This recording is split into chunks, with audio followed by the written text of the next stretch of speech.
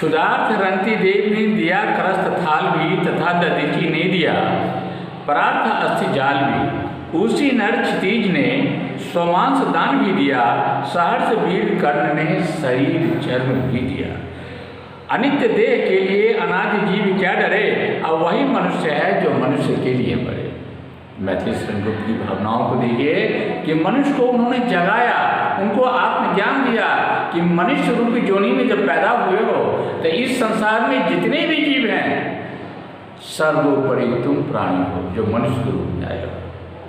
तो जब मनुष्य के रूप में आए हो पृथ्वी पर क्या करने, चोरी करने नहीं, उत्तम काम करने, समाज का विकास करने, अलख जगाने, इन सब कार्यों के लिए मनुष्य इस पर अवतरित हुआ है। किंतु अज्ञानता के कारण, कुसंगति में पड़कर, स्वार्थ की भावना अपने में जगाकर इन सारे अच्छे कर्तव्यों को लोग भूल जाते हैं और स्वार्थ की घंटी बजाते रहते हैं। उपलब्धि क्या होता है? शून्य। तो देखिए इसमें मैथिली शरण गुप्त जी ने क्या कहा कि मनुष्य का वास्तविक अर्थ समझाया है कि शरीर तो नश्वर है, लेकिन ये आत्मा अजर और अमर है, आत्मा का नाश नहीं होता है। यह बात मनुष्य जान ले तो फिर इस नश्वर शरीर पर घमंड क्यों करेगा? यह तो नाशमान है ही, लेकिन विचार व्यक्त करने के लिए तन की तो आवश्यकता है ही। इसी तन के अंदर आत्मा का निवास है, जिससे हमारे मुख से अच्छी अच्छी बातें निकलती रहती हैं, जो दूसरे व्यक्ति जब सुनते हैं तो उनके मन को शीतलता प्रदान होती है और उनके मुख पर हंसी आ जाती है। क्यों हंसी आई? हंसना एक कला है, स्वतः लोग हंसी आ जाएगी नहीं। जब मन में प्रसन्नता आती है, कोई सुकून देने वाला बात सामने आता है, तब मन में प्रसन्नता होती है कि जो बात कहा जा रहा है यह बिल्कुल सत्य है और इसी को आधार बनाकर हम लोगों को आगे चलना है। फिर से समझिए, जैसा इसमें दोहे में कहा गया है कि राजा रंती देव ने भूख से व्याकुल होते हुए भी अपने भोजन का थाल घर आए हुए भिक्षु को दे दिया। अर्थात राजा रंती देव भोजन के लिए बैठे, भूख प्यास तो लगी ही थी, उसी वक्त एक भिक्षु आकर इनके सामने हाथ फैला दिया। राजा रंती देव अपने भूख को तिलांजलि देकर वह थाल उठाकर उस भिक्षु को दे दिया। ध्यान दीजिए, ये गाढ़ संगत बात है। जरा सोचिए, आप स्वयं पीड़ित हैं, भूख से खाने के लिए हाथ पांव धोकर बैठे हैं और आपके सामने रखा हुआ थाल सामने से निकल जाता है, दूसरों को दे देते हैं। यह क्या है? यह क्या है बच्चों? सोचिए इस बात को। आगे देवता को परेशान कर रहा था कौन? राक्षस। सारे देवता परेशान हो गए। तब सारे देवता मिलकर के दधीचि मुनि के आश्रम में आए। दधीचि मुनि ने हाथ जोड़कर इन देवताओं के आने का कारण पूछा तो सारे देव मुनि ने कहा कि प्रभु, हम लोग राक्षस के आतंक से आतंकित हो चुके हैं, बहुत आतंक मचा रखा है, तो फिर क्या चाहते हैं, हमसे क्या चाहते हैं? तो बताया गया कि आप अपनी हड्डी दान में देते हैं तो उससे अस्त्र और शस्त्र बनेगा, उसी से राक्षस वंश का विनाश हो जाएगा। दधीचि मुनि के मुख पर प्रसन्नता आ गई और उन्होंने कहा कि जन कल्याण के लिए इस शरीर को दान देना पड़ रहा है, तो इससे बड़ी और उपलब्धि क्या हो सकती है? ये तो सौभाग्य है मेरा कि यह शरीर देवताओं के कल्याण के लिए और राक्षसों के विनाश के लिए। ध्यान दीजिए, आगे देखिए, एक जगह और लिखा है कि वीर कर्ण के मांगने पर उसने अपना कवच और कुंडल भी दे दिया, इसीलिए उनको दानवीर कहा गया है। दानवीर कर्ण ऐसा ही नहीं पड़ा उसका नाम, गुण था। जब सारे परीक्षा में सफल हो रहे थे तो एक बार देखता हूँ मैं भी उनके पास आकर और उनसे कुछ मांगने की इच्छा की। उस समय वो घर पर नहीं थे और ऐसा कोई युक्ति उनके पास भी नहीं था कि सामने आए हुए ब्राह्मण को कुछ दान देते। तो कर्ण जी सोचे कि हमारे यहाँ हमसे कुछ याचना के लिए लोग आए हैं, इनको मैं वापस कैसे कर सकता हूँ, ये तो हमारे बस की बात नहीं है। फिर उनको याद आया कि मेरा एक दांत सोने का है।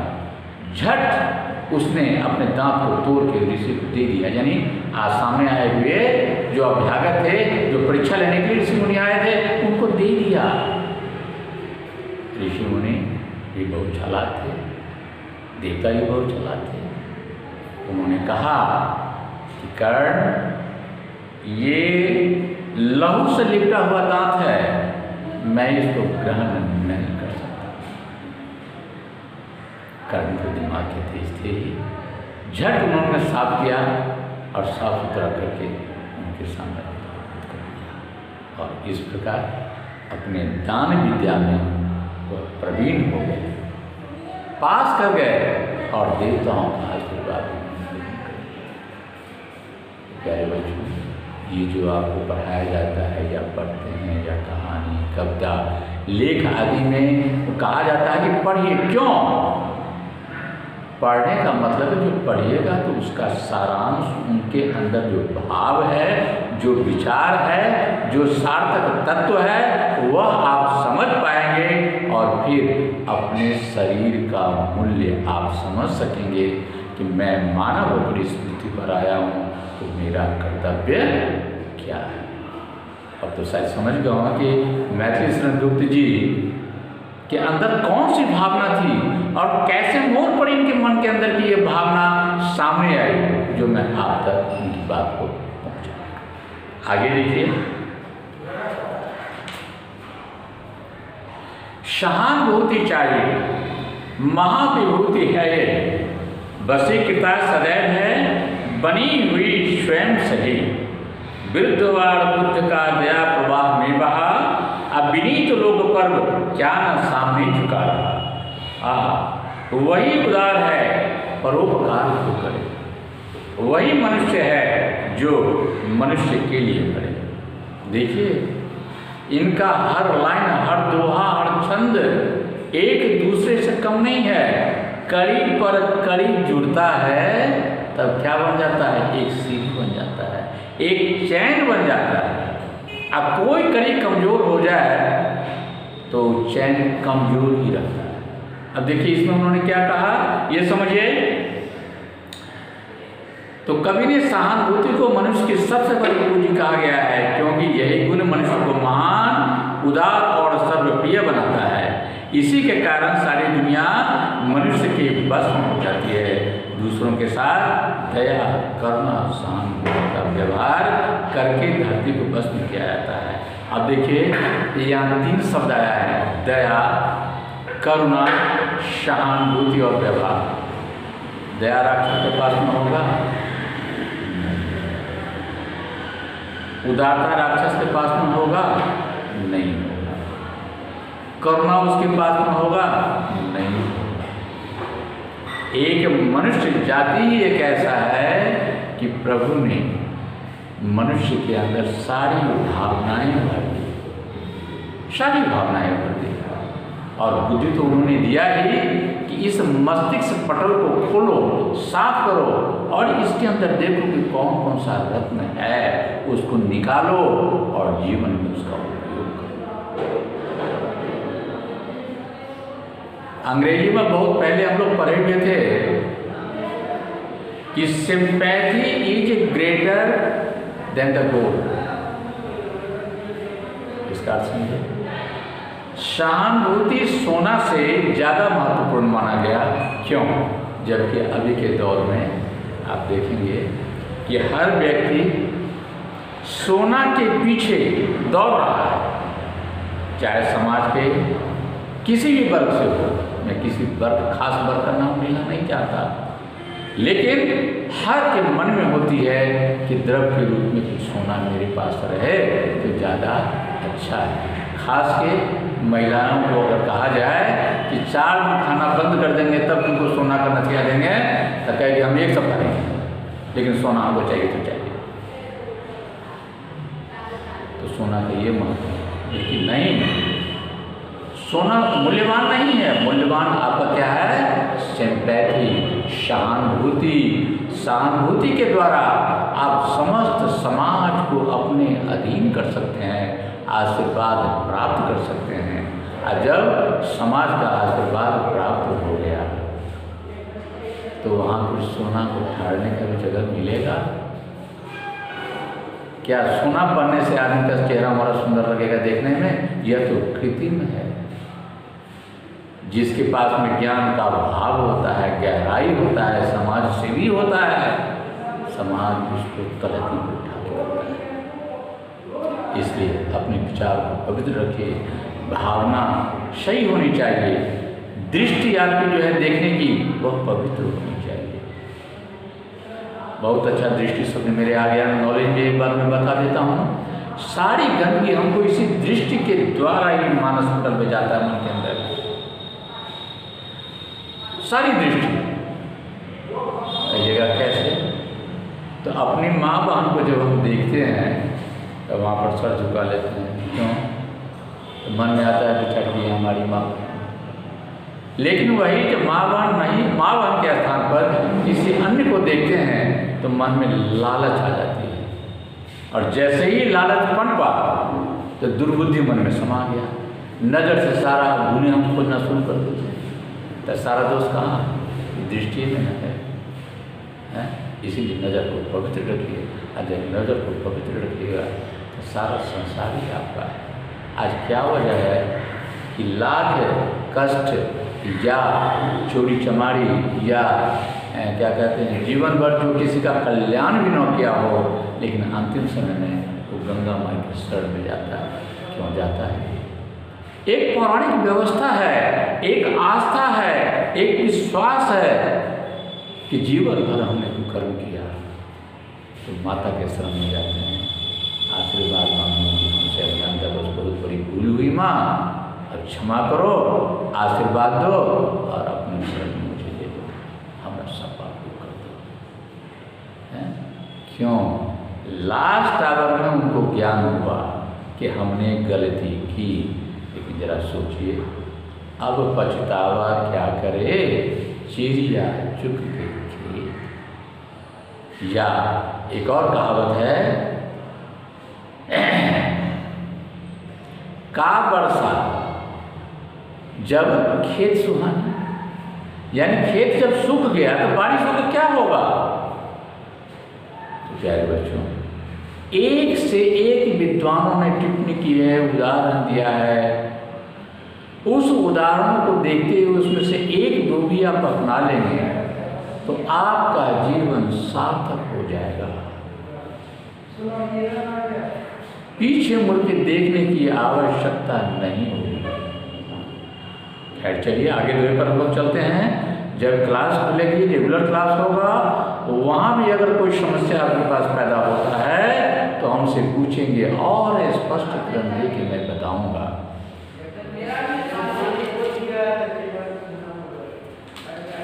अब देखिए चेतावनी भी दे रहे हैं। चेतावनी किस तरह का? सो देखिए, रहो न भूल के कभी मदांत तुच्छ वित्त में, सनात जान आपको करो न गर्व चित्त में। अनाथ कौन है यहाँ? अनाथ कौन है यहाँ? त्रिलोकनाथ साथ है, दयालु दीनबंध के बड़े विशाल हाथ है। अतीब भाग्यहीन है, अधीर भाव जो करे, वही मनुष्य है जो मनुष्य के लिए मरे। अर्थात अहंकार मनुष्य को कभी नहीं करना चाहिए। यहाँ कोई भी अनाथ नहीं है, क्योंकि सब पर ईश्वर की कृपा है। धन और परिजनों से घिरा हुआ मनुष्य स्वयं को सनाथ अनुभव करता है। इसका परिणाम यह होता है कि वह स्वयं को सुरक्षित समझने लगता है। इस कारण वह अभिमानी हो जाता है। कवि का कहना है कि मनुष्य वही है जो संपूर्ण मानव जाति के कल्याण के लिए मरता और जीता है, सोचता है। आवश्यकता पड़ने पर दूसरों के लिए अपना शरीर भी बलिदान कर देता है। भगवान सारी सृष्टि के नाथ हैं, ईश्वर हैं, संरक्षक हैं। उनकी शक्ति एम्पायर का काम करती है, जो अपने अपार साधनों से सबकी रक्षा और पालन करने में समर्थ है। वह प्राणी भाग्यहीन है जो अधीर, अशांत, अतृप्त रहता है और तथा और पानी की ललच में मारा फिरता है। प्यारे बच्चों, एक ही और कह देता हूँ इससे हटकर। देखिए, टीवी पर एक समाचार आया, मोबाइल पर भी आया। ज्योति नाम की एक लड़की हरियाणा के गुरुग्राम से बीमार पिता को साइकिल पर बैठा के दरभंगा के सिरुली आई, जो सिंघवाड़ा ब्लॉक में पड़ता है। बच्ची का उम्र 15 साल। आप लोग देखे होंगे। यह बात मैं इसलिए चर्चा करना चाहता हूँ कि देखिए, समय आने पर लोगों का बुद्धि प्रबल हो जाता है जब लोग कठिनाई के दौर से गुजरता है। सारी कहानी आप लोगों को मालूम होगी कि मकान मालिक घर से निकाल दिया, हाथ में पैसे नहीं, इधर सारा लॉकडाउन। संयोगवश पीएम के द्वारा 1000 रुपये की राशि उस लड़की के खाते में आया। लड़की ने क्या सोचा कि बहुत कठिन दौर में गुजर रहे हैं, ना तो काम चल रहा है, पिताजी की तबीयत अस्वस्थ है, मकान मालिक बाहर कर दिया है। ऐसे स्थिति में तो मरने के अलावा दूसरा कोई चारा नहीं है। फिर उसने क्या किया, 500 रुपये में एक साइकिल खरीदी और 500 रुपया रास्ते का खर्चा रख लिया कि बाबा बेटी दोनों खाते पीते निकल जाएंगे। कितना दूरी तय की? 1200 किलोमीटर। जो मरता वो क्या नहीं करता। शायद ये भावना उस बच्चे के अंदर काम कर गया होगा कि बाहर मरने से ज़्यादा अच्छा है कि मैं अपने घर जाके ही मरूं, जो होगा देखा जाएगा। और एक ईश्वर पर विश्वास करके वहाँ से चल दी। गांव जब पहुँच गई और यह समाचार जब वायरल हुआ तो आज देखिए, बच्चे को प्रोत्साहन देने के लिए, बच्चे से मिलने के लिए समाज के हर वर्ग के लोग उसका उत्साह बढ़ाने के लिए उनसे मिल रहे हैं और यथाशक्ति उस बच्चे की मदद भी कर रहे हैं। मैं इस बात का चर्चा इसलिए कर दिया, नर हो न निराश करो मन को, नर हो न निराश करो मन को। जग में आए हो कुछ काम करो और जग में रह के कुछ काम करो। देखो कितना सुंदर लाइन यहाँ पर, जैसे कि तो हो गया। यही उदाहरण आप लोगों के लिए काफ़ी है कि इस छोटी सी बच्ची के ऊपर कितना बड़ा समस्या विकराल रूप धारण कर लिया। लेकिन जितना उसको बुद्धि था, उस बुद्धि को डेवलप करते हुए अपने बीमार पिता को लेके घर चली आई और आज चारों तरफ से उसको शाबाशी मिल रहा है। क्यों? क्योंकि उसका सोच अच्छा निकला और पितृभक्त कहलाई। एक श्रवण कुमार का कहानी किसी जमाने में हुआ था, श्रवण कुमार, जिसका चर्चा आज चल रही है। एक लक्ष्मीबाई की चर्चा हो गई थी और आज दरभंगा और मिथिला की यह लड़की लक्ष्मीबाई का इसको उपाधि मिल गया, श्रवण कुमार का उपाधि मिल गया। कि कौन सा ऐसा काम किया था? वही सोच को डेवलप किया, अच्छा सोच रहा है, विचार अच्छा रहा। इसी तरह से इस बच्चे से ज्ञान लेते हुए आप लोग अपने जीवन में कुछ अच्छा करें, अपने सोच और विचार को डेवलप करें। जो विकास का मार्ग है उसको छोड़ के आप लोग बाएं और दाएं मत देखें, अग्रसर अपने विकास के मार्ग पर हैं और निश्चित रूप से ईश्वर की कृपा आप पर होगी। आगे ईश्वर आपकी प्रतीक्षा कर रहे हैं। आगे चलिए, एक और देखिए, अनंत अंतरिक्ष में अनंत देव हैं खरे। आगे ना बात वही, समक्ष ही स्वभाव जो बार बढ़ा रहे बड़े बड़े, परालंब से उठो तथा बढ़ो सभी, अभी अमृत अंक में अपंक हो चलो सभी। रहे न यूं कि एक से न काम और का सरे, वही मनुष्य है जो मनुष्य के लिए मरे। अर्थात एक दूसरे का सहायक बनकर रहो, जीवन सफल होगा। आप द्वारा किसी का कल्याण न हो, ये संकल्प करो।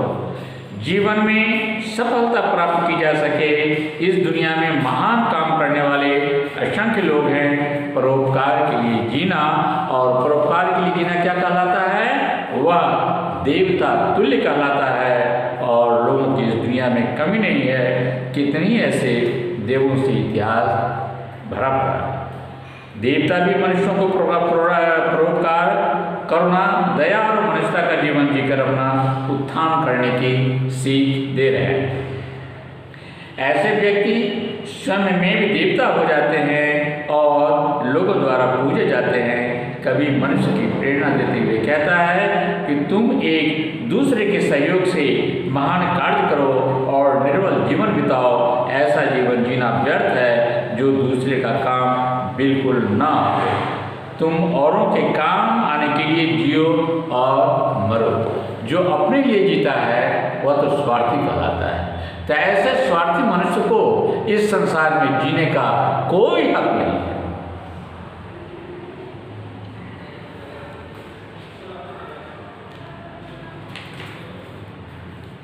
अब देखिए आगे देखिए, मनुष्य मात्र बंधु है, यही बड़ा विवेक है।